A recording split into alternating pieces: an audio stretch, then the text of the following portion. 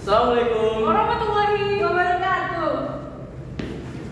Halo guys, kami dari kelompok 3 akan mempresentasikan tugas akhir semester kami dalam mata kuliah Bahasa Indonesia yang berjudul Penggunaan Huruf dan Kata dalam Bahasa Indonesia.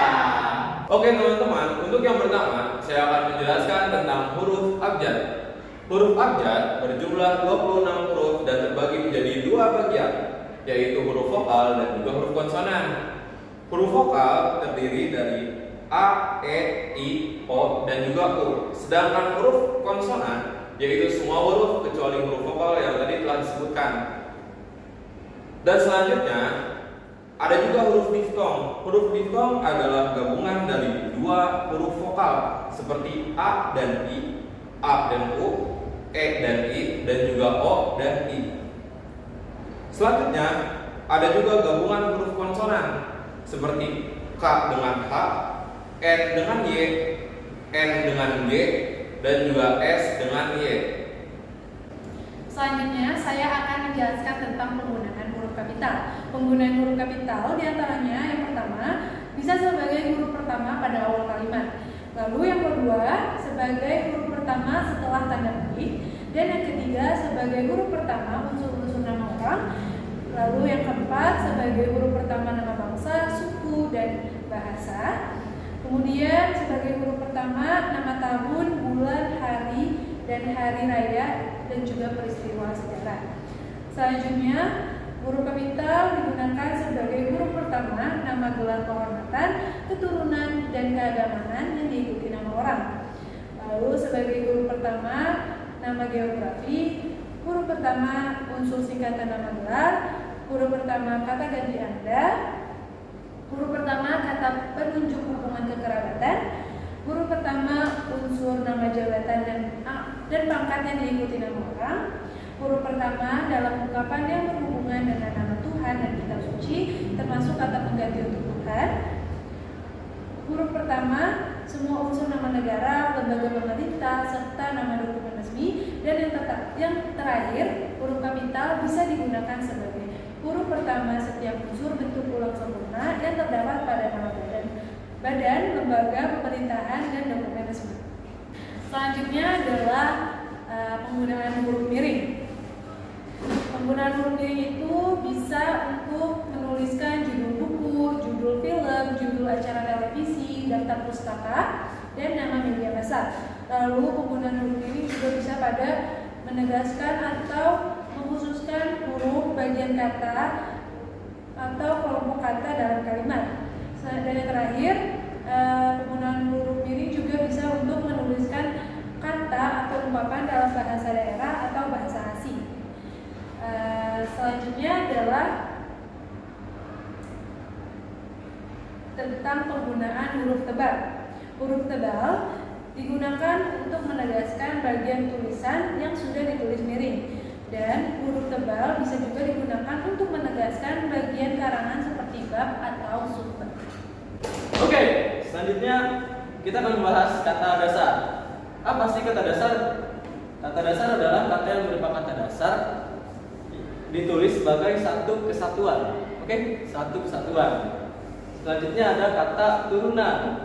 Kata turunan terdiri dari yang pertama ada kata berimbuhan. Kata berimbuhan itu adalah kata yang mendapat imbuhan ditulis serangkai dengan imbuhannya. Lalu yang kedua, kata turunan itu adalah bentuk ulang. Sebagai bentuk ulang, bentuk ulang ditulis dengan menggunakan tanda hubung strip di antara unsur-unsurnya.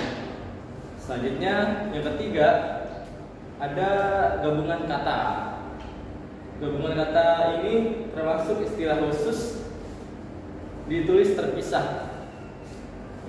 Selanjutnya kita akan membahas pemenggalan kata. Jika di tengah kata terdapat huruf vokal yang berurutan, pemenggalannya dilakukan di antara kedua huruf vokal itu. Contohnya, luas. Kan huruf vokal itu ada U dan A. Luas, jadi dipisah. Luas gitu. Oke, paham adik-adik? Lalu contohnya lagi maaf. Jadi di situ ada dua huruf vokal ma dan af. Jadi maaf. Oke? Selanjutnya huruf diftong tidak dipenggal. Seperti contohnya ramai bukan ramai, bukan ramai. Jadi dipisahnya tuh ramai. Jadi jadi dipisah jadi dua doang, bukan jadi tiga. Kan kalau jadi tiga jadi ramai. Nah, tapi jadinya ramai. Selanjutnya, jika di tengah kata dasar terdapat huruf konsonan di antara dua huruf vokal, pemenggalannya dilakukan sebelum huruf konsonan itu. Contohnya, supaya. Oke, ngerti? Supaya. Selanjutnya, jika di tengah kata ada dua huruf konsonan yang berurutan, pemenggalan dilakukan di antara kedua huruf konsonan itu, seperti cinta, seperti cinta kepadamu. Selanjutnya, jika di tengah kata ada tiga huruf konsonan atau lebih, pemenggalannya dilakukan di antara huruf konsonan yang pertama dan huruf konsonan yang kedua. Contohnya apa? Contohnya deskripsi. Jadi pemenggalan jadi kalau dipenggal jadi deskripsi. Oke? Dan yang terakhir itu ada kata depan. Katanya di depan. Kata depan seperti di, ke, dan dari. Ditulis terpisah dari kata yang mengikutinya. Misalkan contoh kalimatnya dari mana? Itu nggak bisa kita tulis dari mana, tapi harus di spasi. Dari mana? Dari mana? Dari UIN. Oke, selanjutnya ada materi bahasa Indonesia yang berjudul partikel. Apa itu partikel? Partikel itu seperti ada lah, kah, dan tak, di mana dia ini ditulis rangkaiannya dengan kata yang mendahulunya, seperti partikel per yang mana berarti demi, tiap, atau mulai, melalui ditulis terpisah dari kata yang mengikutinya. Partikel pun, kata pun, itu biasanya ditulis terpisah dari kata yang mendahulunya. Bentuk pun itu yang merupakan bagian kata penghubung ditulis serangkai. Terus selanjutnya ada kata singkatan. Singkatan itu biasanya dipakai dengan nama gelar, sapaan, atau pangkat diikuti dengan tanda titik di setiap unsur singkatan. Misalkan namanya Bapak Dr. Andes, DRS titik gitu, atau enggak yang nama gelar di belakang MA, MAG, SAG gitu. Singkatan nama orang dalam bentuk inisial ditulis tanpa tanda titik gitu. Kayak misalkan nama orang tuh nggak usah ditulis dengan tanda titik. Terus selanjutnya ada singkatan termasuk akronim yang terdiri atas huruf awal. Setiap kata ditulis dengan huruf kapital tanpa tanda titik. Keempat, ada singkatan yang terdiri atas lebih dari dua huruf yang lazim digunakan dalam dokumen atau surat menyurat diikuti dengan tanda titik.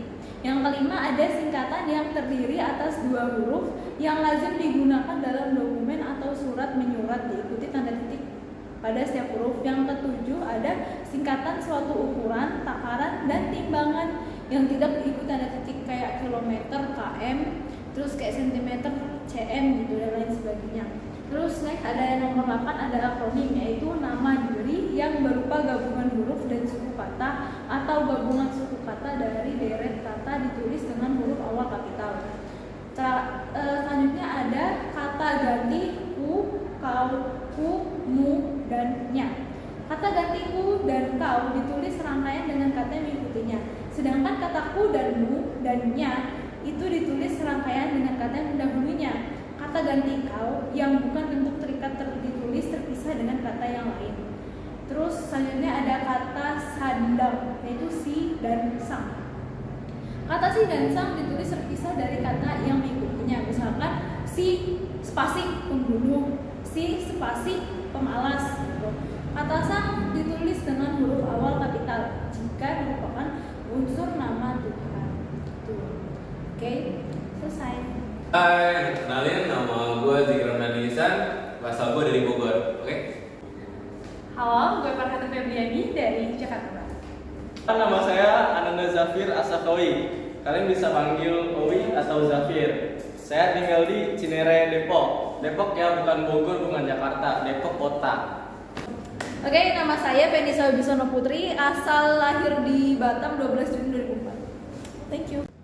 Sekian dari kami, semoga bermanfaat. Wassalamualaikum Warahmatullahi wabarakatuh.